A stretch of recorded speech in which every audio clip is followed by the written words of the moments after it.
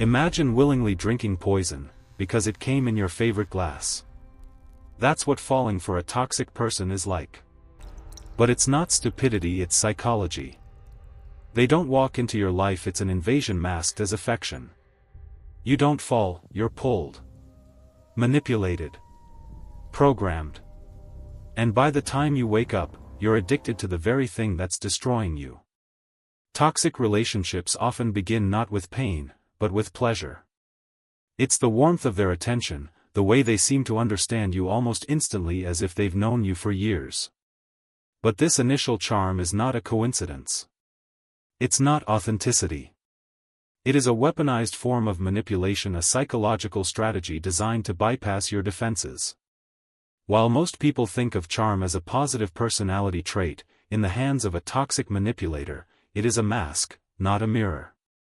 It reflects back your desires while concealing the true intentions lurking beneath the surface. The cruel irony is that many victims of toxic relationships blame themselves for falling in. They see their own love, their trust, their willingness to believe as weakness. But the truth is far darker and far more calculated.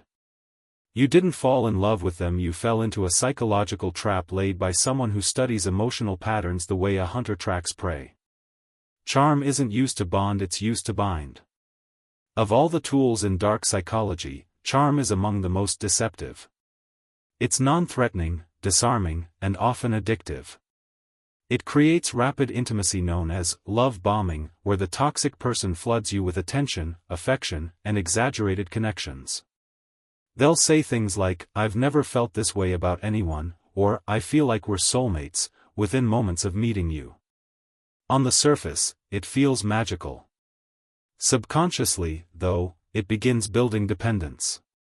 You associate this person with emotional highs, validation, even purpose. But here is where the darkness takes root: that charm wasn't real. It was tailored.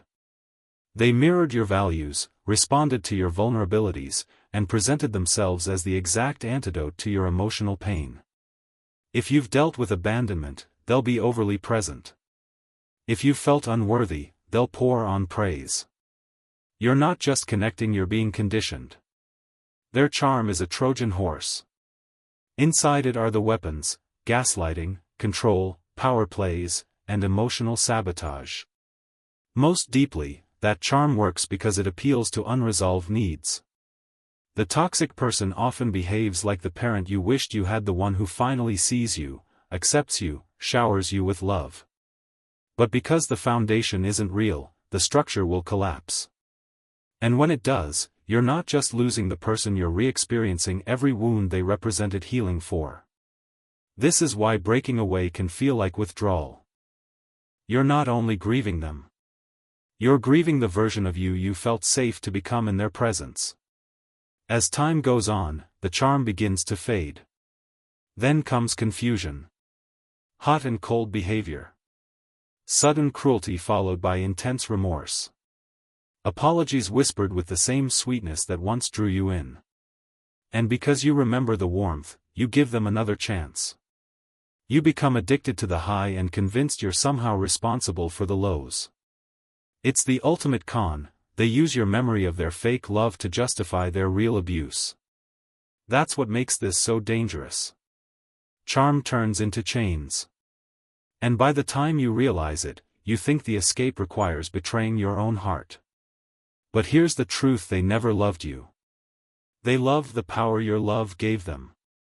And every time you stayed, believed, forgave, they parsed and probed, studying you further, refining their manipulation. Understanding this doesn't make the pain disappear. It won't erase the nights you cried yourself to sleep because someone who once held you like a treasure turned into a monster. But it will give you clarity. It will help you see that your downfall wasn't naivety, it was your very humanity. You wanted to believe in the good. You needed to believe love could save you.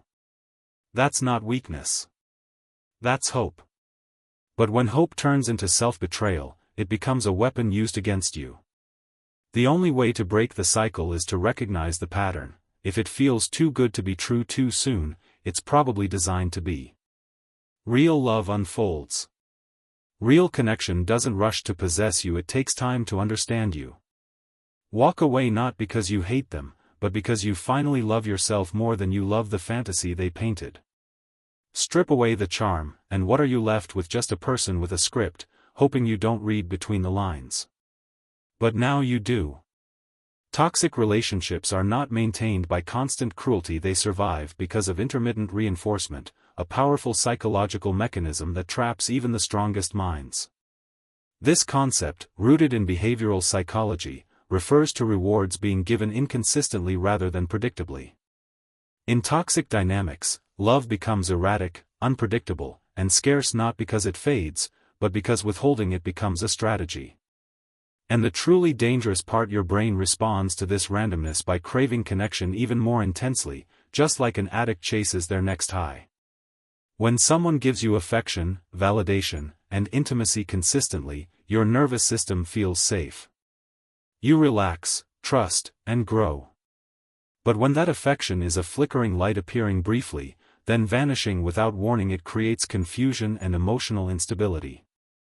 You begin to feel anxious, desperate, even obsessed. You think, what did I do wrong? Did I upset them? But it's not about what you did. It's about what they are doing deliberately. The emotional withdrawal isn't coincidence, it's conditioning. This psychological trap works similarly to how gamblers get addicted to slot machines. A gambler wins just enough at just the right intervals to keep playing. The unpredictability itself becomes addictive. In toxic relationships, when love and affection are given sparingly, randomly, and usually after periods of distance, guilt, or cruelty, it creates a mental loop. You start working for their attention. You adjust your behavior not because it's healthy or fulfilling, but because you're chasing a reward that used to come freely. This creates an emotional roller coaster, a cycle of idealization, devaluation, and intermittent kindness. It's not the good treatment you're addicted to, it's the relief after suffering. When they finally text back after ignoring you, when they apologize after a cold silence, when they suddenly become sweet after treating you harshly, those moments flood your brain with dopamine. But here's the trap, that dopamine hit doesn't signify love. It signals manipulation. And the more inconsistent the reward, the stronger the addiction becomes. Most victims of this cycle don't even realize what's happening. They feel tired, confused, constantly trying to get back to the good times. The original version of the person, the one who was charming, loving, and attentive, still exists in their mind. They believe if they could just behave differently, fix the problem, communicate better, the good version would come back. But that version was never real. It was bait. The toxic person has learned how to use just enough kindness to keep you tethered. They know when to throw an affection, compliments, or even an apology just when you're about to walk. And this isn't coincidence. It's emotional control. Because you're no longer staying out of desire, you're staying out of hope, fear, and habit. Eventually, you start to lose your sense of reality.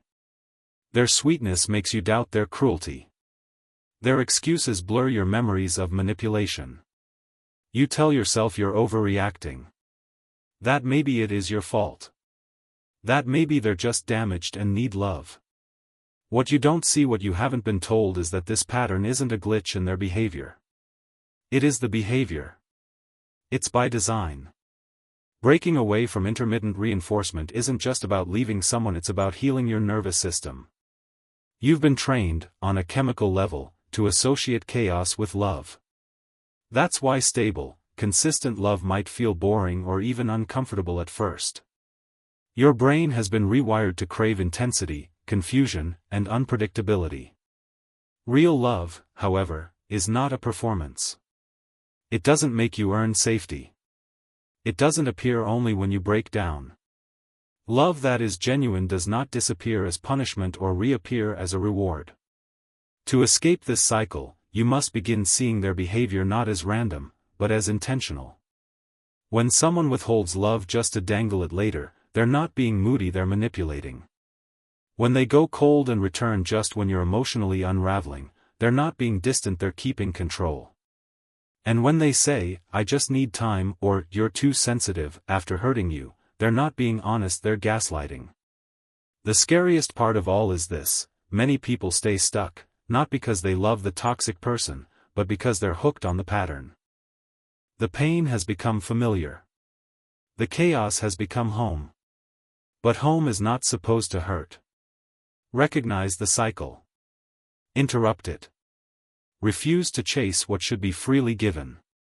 And remember, love that feels like walking on eggshells isn't love, it's emotional warfare wrapped in a smile. You deserve consistent affection, not confusion. Not every emotional high is love. Sometimes, it's just the calm between storms designed to shake you apart all over again. Toxic people don't choose victims based on weakness, they choose them based on strength, especially one strength in particular: empathy. This is what most don't realize. The people most likely to fall into the web of a toxic individual are often the ones with the biggest hearts. The most forgiving. The most understanding. The most willing to meet someone at their lowest and stay by their side. And it is precisely those qualities that are exploited, twisted, and used against them. Empathy is the ability to feel what others feel, to step into someone else's perspective and respond with compassion. It's a beautiful trait and essential for real human connection. But in the wrong hands, empathy becomes leverage. When a toxic person sees your compassion, they realize they don't need to control you with fear or intimidation. All they need to do is make you feel responsible for their pain. And once that line is crossed, your empathy becomes your cage. A toxic person often enters your world carrying a tragic story. They tell you they've been hurt, betrayed, abandoned. They've had a rough childhood. They have trust issues. They struggle with emotions. And while many people go through similar experiences without using it to harm others, the toxic person will use it as a shield and as bait. They present themselves as broken but sincere, someone who just needs the kind of love no one's ever given them.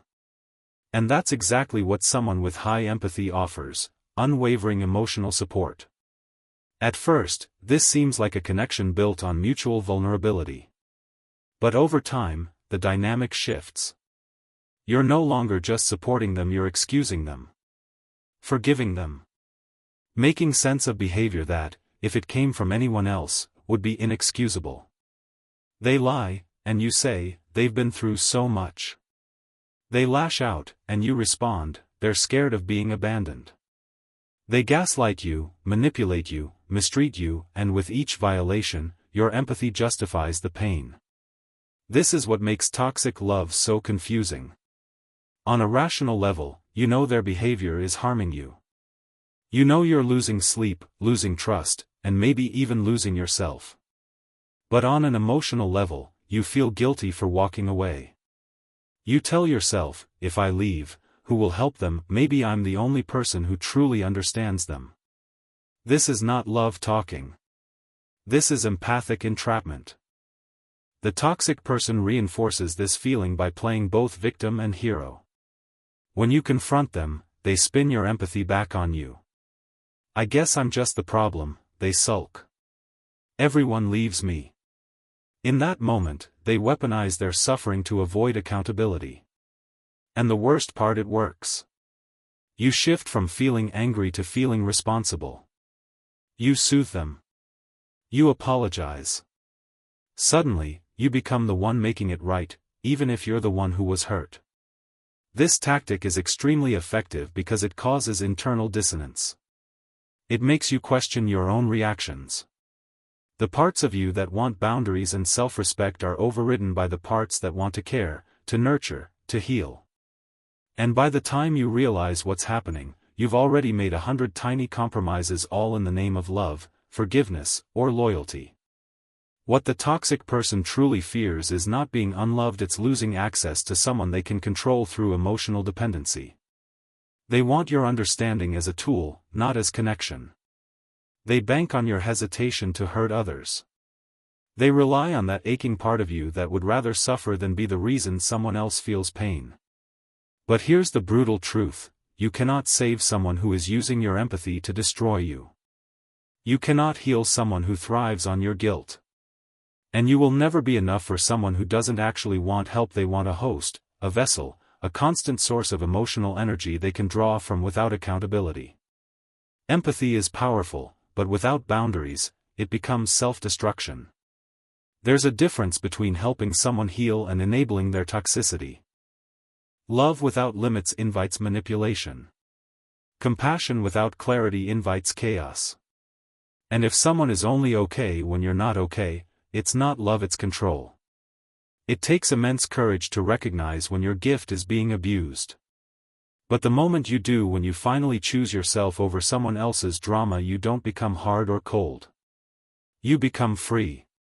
Not from love, but from the illusion that love should ever cost you your sanity. In toxic relationships, pain doesn't begin with overt abuse. It begins with intensity disguised as passion. The kind that feels like a burning fire you can't look away from. The relationship starts with emotional fireworks, sleepless nights filled with deep conversations, impulsive promises of forever, overwhelming attraction that consumes logic. They say what you've been waiting to hear. They do what no one else dared do. It feels like the love story you've always deserved. But what you don't realize is that passion, when forced too fast and burned too hot, is often a mask hiding a far more sinister truth. Toxic people don't win you over, they overwhelm you. They hand-deliver an experience so emotionally intense that it mimics love chemically. The dizzying high of constant affection, validation, and obsession triggers your brain to release dopamine, oxytocin, and adrenaline. It gives you the illusion of a bond you didn't build, it was fastened around you. And unfortunately, what starts as intensity quickly morphs into instability. Little by little, the relationship becomes chaotic. Mood swings replace romance. Arguments follow moments of deep intimacy. One day they treat you like you're a god, the next, they belittle you, ignore you, or give you the cold shoulder. But because your connection was framed as passionate from the start, you start to believe this chaos is just the price of deep love. You want the highs so badly that you begin to tolerate the lows as temporary. You call it a rough patch. You mistake emotional volatility for romantic depth. This confusion that pain is a form of passion is where the real damage begins. You start to think fighting means they care. Jealousy, it must mean they love you deeply.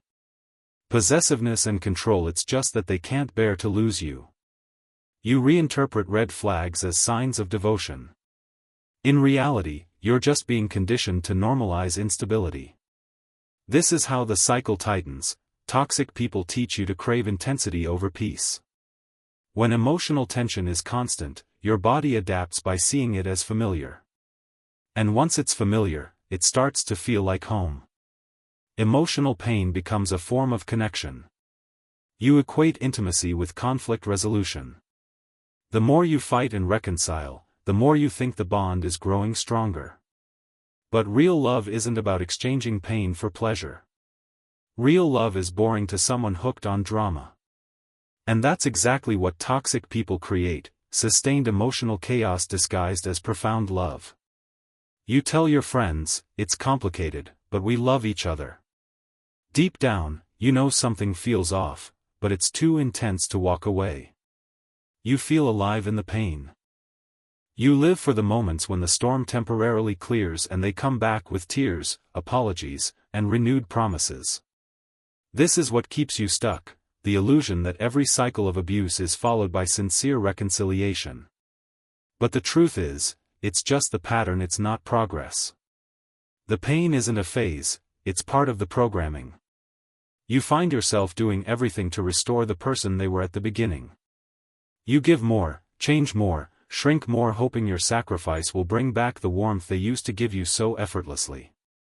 Yet every moment of love ends up being followed by punishment. Your nervous system goes into constant survival mode. Any small act of kindness feels like a victory. Over time, you stop fighting for respect, you start fighting just to not be abandoned. Because somewhere along the way, your body started to crave the unpredictability. Calm feels empty. Kindness from others feels foreign. You don't know who you are without the thrill, the confusion, the instability. This is how toxic intensity replaces healthy intimacy. And this is what they count on, keeping you stuck in a cycle where the pain is familiar enough to feel like love. But love shouldn't be a battlefield. It shouldn't mean suffering for connection or earning moments of peace. If you have to fight to feel seen, if you have to fear being replaced, or silenced, or punished just for having needs, it's not passion. It's psychological captivity. And if every act of care is balanced out with chaos, you're not in a deep relationship. You're in an emotional casino. And the house always wins. You have to ask yourself, are you in love with the person, or with the potential they promised? Are you holding on because of reality or the memory of who they pretended to be? Once you realize that pain isn't passion and chaos isn't love, everything begins to shift. Because real love isn't about intensity, it's about consistency. And if someone needs to break you to feel close to you, they aren't your soulmate. They're your karmic lesson. Toxic love doesn't always look the same, but the pattern it follows is eerily consistent. It begins with charm, escalates through emotional intensity, and gradually descends into confusion, control, and chaos. What's most alarming, however, is not the individual toxic person, it's the cycle itself. You think you're escaping the person, but unless you recognize and heal the underlying pattern, you're not moving on, you're only resetting the stage. New face, different name, same poison. Repetition is the real danger. People often leave toxic relationships believing the worst is behind them. They think the breakup marked the end of abuse. But what haunts them isn't just the memory of what happened, it's the way it made them feel, invisible, unstable, desperate for validation. And if those feelings are left unresolved, they don't just disappear. They go dormant, waiting for new circumstances to reactivate them. So when someone new enters your life and triggers the same emotions disguised again as love, again as connection, you fall right back into the same emotional labyrinth, only this time thinking it will be different. It won't be. Unless you consciously disrupt the cycle. Toxic relationships often stem from deeply embedded psychological imprints, usually formed in childhood. If you grew up around inconsistency, emotional neglect, or love that had to be earned through performance or silence, there's a part of you that has unconsciously accepted that this is what love feels like. So when someone creates that familiar emotional rhythm, emotional highs and lows, warmth and withdrawal, closeness and rejection, you don't run. You lean in, because your subconscious believes, this is love. It's what you've known. And what is familiar starts to feel safe, even if it's damaging. The toxic person, whether they realize it or not, is feeding into that wound. They pick up on your emotional vocabulary. They learn what makes you stay. What you'll overlook. What part of your past you still haven't faced. That's why, even when a relationship ends, you might find yourself betraying your own intuition again with someone new. Not because you're weak, but because your inner child is trying to rewrite the trauma. You're not repeating the pattern because you want pain, you're repeating it because you desperately want to conquer it. You want to turn dysfunction into healing, chaos into calm. But you cannot fix a wound by returning to what caused it. The tragedy of emotional repetition is that you often don't realize it's happening until you're deep in it again. At first, the new person seems different. They say and do all the right things. And you, still aching to believe in love, open your heart. But slowly, the signals return, the excuses, the disappearing acts, the passive-aggressive comments, the jokes that hurt. And just like before, your mind rushes to explain it, excuse it, fix it. Not because you don't know better, but because the old you is still steering the ship. This is why breaking free from toxic love isn't just about leaving, it's about rebuilding. You have to start identifying which beliefs inside you are still inviting pain into the room. Do you believe you have to tolerate bad behavior to be loved? Do you feel uncomfortable when love is calm and respectful? Do you associate intensity with intimacy? These beliefs are echo chambers constructed during times you didn't feel safe, seen, or loved. And those echoes will call in the same patterns until you silence them or replace them with truth. Healing from toxic love isn't a straight line. It's not about avoiding people, it's about reconditioning your nervous system to feel safe in healthy love. It's about experiencing respect that doesn't fade, connection that doesn't hurt, support that isn't transactional. You have to unlearn the belief that love must be earned through suffering, and instead accept that love must be consistently chosen, not just offered when you're obedient, quiet, or on the verge of breaking. Until you do this inner work, history will repeat itself with frightening accuracy. The people may come in different forms, but the emotional pattern will feel eerily familiar. You'll wonder, why does this keep happening to me? But the better question is, why do I keep agreeing to a version of love that demands I suffer to belong? The end of a toxic relationship is only the beginning if you choose to turn the pattern into a lesson. Not a scar to carry, but a signpost that says, never again. Because when you master the cycle, you stop calling in the same chaos. You no longer confuse intensity with truth. And for the first time, you make space in your life for something unfamiliar: genuine peace.